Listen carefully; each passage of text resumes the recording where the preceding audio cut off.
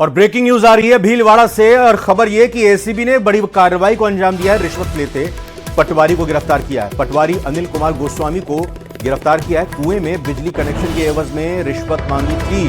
अब यह गिरफ्तारी कर ली गई है। भीलवाड़ा में एसीबी ने बड़ी कार्रवाई की है। रिश्वत लेते एक पटवारी को ट्रैप किया है, गिरफ्तार किया है। पटवारी अनिल कुमार गोस्वामी को गिरफ्तार किया है। कुएं में बिजली कनेक्शन के एवज में उसने रिश्वत मांगी थी और इसी दौरान एसीबी की तरफ से उसको ट्रैप किया गया, उसको गिरफ्तार किया गया है। बड़ी कार्रवाई एंटी करप्शन ब्यूरो एसीबी की तरफ से की गई।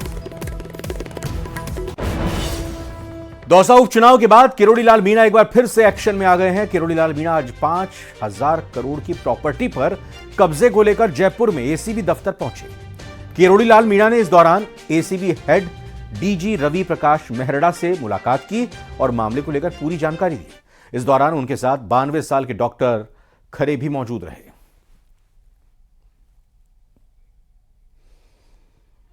तो आज अचानक एक बार फिर से सुर्खी में किरोड़ी लाल मीणा आ गए। वैसे तो हमेशा ही किरोड़ी लाल मीणा सुर्खी में रहते हैं, लेकिन उपचुनाव के बाद सोशल मीडिया पर उनके पोस्ट आ रहे थे, लेकिन आज खुद सामने आए नजर।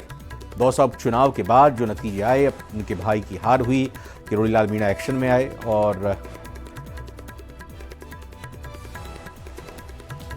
इस समय करीबन 4-5 हजार करोड़ की प्रॉपर्टी है। वो 32 बीघा जमीन है, तो बड़ा कैंपस है। और ये 2019 से अब हमारी सरकार भी आ गई। पिछली सरकार में ये चक्कर निकालते रहे। एसीबी में 3 प्रकरण दर्ज हैं। तीनों प्रमाणित हैं विभिन्न जांच अधिकारियों से, और अदालत ने कहा है कि ये इसमें काला धन इकट्ठा हो रहा है। ये ईडी को भी आप संपर्क करो, एसीबी वाले, और आप इनकम टैक्स से भी मिलकर कार्रवाई करो। झुंझुनू के जखोड़ा गांव में चली ईडी की कार्रवाई करीब 20 घंटे बाद देर रात 1 बजे खत्म हो गई। ईडी की टीम अपने साथ इंजीनियर जितेंद्र कसवा को भी साथ ले गई है। यह पूरा मामला क्या है, आपको इस रिपोर्ट में दिखाते हैं।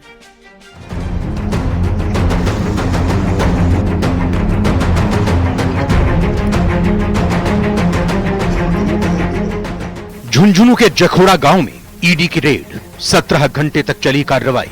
गुरुवार सुबह 5 बजे से शुरू हुई रेड। गुरुवार रात 1 बजे खत्म हुई रेड। मनी लॉन्ड्रिंग में की गई कार्रवाई। इंजीनियर जितेंद्र कसवा को साथ ले गई टीम।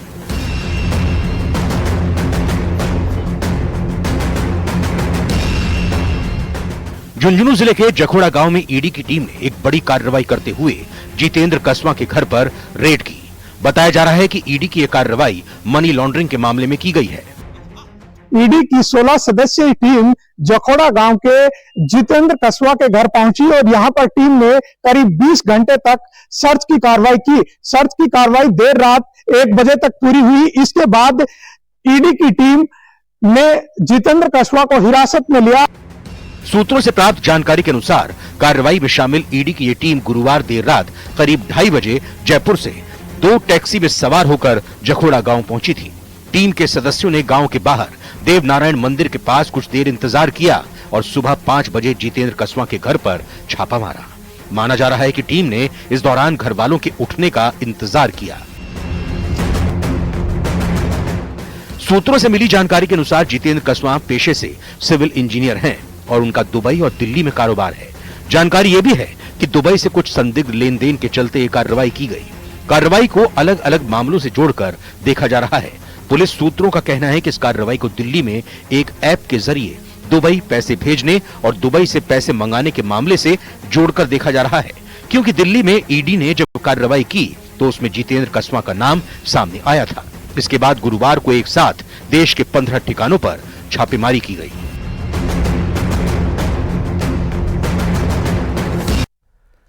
राजस्थान में भजनलाल सरकार की पहली वर्षगांठ पर पीकेसी ईआरसीपी का शिलान्यास संभव है। सूत्रों की माने तो पीएम नरेंद्र मोदी 15 दिसंबर को पीकेसी ईआरसीपी का शिलान्यास करेंगे, जिसकी तैयारी राज्य सरकार के जरिए की जा रही है। प्रधानमंत्री कार्यालय से इसके लिए समय भी मांगा गया है। प्रधानमंत्री राइजिंग राजस्थान में आएंगे और ऐसे में शिलान्यास समारोह ऑनलाइन होने की भी संभावना जताई जा रही है।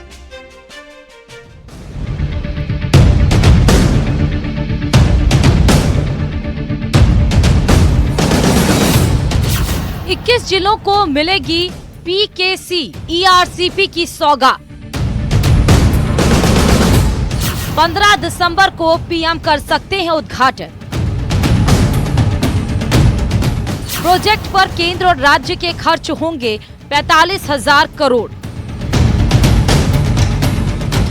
प्रदेश की भजनलाल सरकार के कार्यकाल के 1 साल पूरे होने पर प्रदेश की जनता को प्रधानमंत्री Narendra Modi PKC ERCP project की सौगात दे सकते हैं। ऐसा बताया जा रहा है कि 15 दिसंबर को पीएम इस प्रोजेक्ट की नींव रख सकते हैं। करीब 45,000 करोड़ रुपए की लागत से बनने वाले इस प्रोजेक्ट के शिलान्यास को लेकर राज्य सरकार ने तैयारियां शुरू कर दी हैं। इस योजना के शुरू होने से प्रदेश के 21 जिलों को पानी मिल सकेगा। प्रदेश के मुख्यमंत्री आदरणीय भजनलाल शर्मा जी का आभार व्यक्त करूंगा कि उन्होंने सरकार बनने के तुरंत बाद ईआरसीपी की योजना को मिशन मोड में लिया और मध्य प्रदेश के मुख्यमंत्री जी के साथ एमओयू करके उसको धरातल पर उतारने के लिए उसकी डीपीआर बनवाना और उनमें किन बांधों को और जोड़ा जा सकता है, किन इलाकों में सिंचाई की व्यवस्था की जा सकती है, स्पष्ट निर्देश देकर सिंचाई विभाग को एक्टिव किया। मुझे उम्मीद है कि दिसंबर के माह में ईआरसीपी की योजना की आधारशिला उसका काम द्रुत गति से, तीव्र गति से शुरू हो। आपको बता दें कि प्रोजेक्ट को लेकर केंद्र, मध्य प्रदेश और राजस्थान सरकार के बीच पहले ही एमओयू साइन हो चुका है। इस प्रोजेक्ट से कृषि, उद्योगों और पेयजल के लिए जयपुर, टोंक, सवाई माधोपुर, बारां, अजमेर, दौसा, करौली, कोटा, बूंदी, अलवर, झालावाड़, भरतपुर और धौलपुर को पानी मिलेगा। नए जिले दूदू, कोटपुतली, बहरोड, डीग, शाहपुरा, केकड़ी, व्यावर और गंगापुर जिले तक पेयजल और सिंचाई के लिए पानी पहुंचेगा।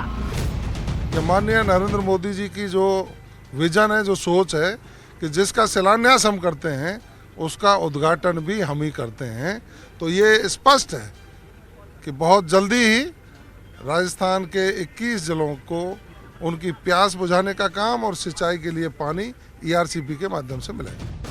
सालों से मध्य प्रदेश और हरियाणा के बीच इन प्रोजेक्ट्स को लेकर विवाद था, लेकिन भजनलाल सरकार बनने के बाद सभी विवादों का निपटारा किया गया।